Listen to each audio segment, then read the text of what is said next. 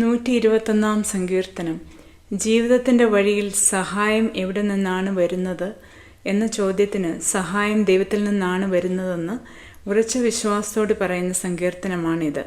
ദൈവം തൻ്റെ ജനത്തെ എല്ലായ്പ്പോഴും കാത്തു സൂക്ഷിക്കുന്നവനാണെന്ന ആശയം ഇതിൻ്റെ കേന്ദ്രമാണ്. അതുകൊണ്ട് ഈ സങ്കീർത്തനം വിശ്വാസവും സംരക്ഷണവും പ്രകടിപ്പിക്കുന്ന യാത്രാഗാനമായി കാണപ്പെടുന്നു. സങ്കീർത്തനം 121. ഞാൻ എൻ്റെ കണ്ണ് പർവ്വതങ്ങളിലേക്ക് ഉയർത്തുന്നു. എനിക്ക് സഹായം എവിടെ നിന്ന് വരും? എൻ്റെ സഹായം ആകാശത്തെയും ഭൂമിയും ഉണ്ടാക്കിയ യഹോവയിൽ നിന്ന് വരുന്നു.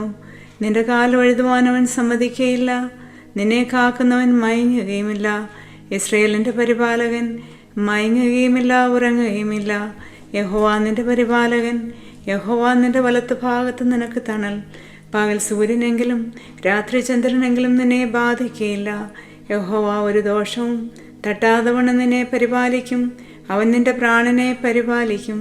യഹോവ നിന്റെ ഗമനത്തെയും ആഗമനത്തെയും ഇന്നു മുതൽ എന്നേക്കും പരിപാലിക്കും. ദൈവമേ, സ്തുതി നിനക്ക് യോഗ്യമാകുന്നു. ബാർക്കുമോൾ.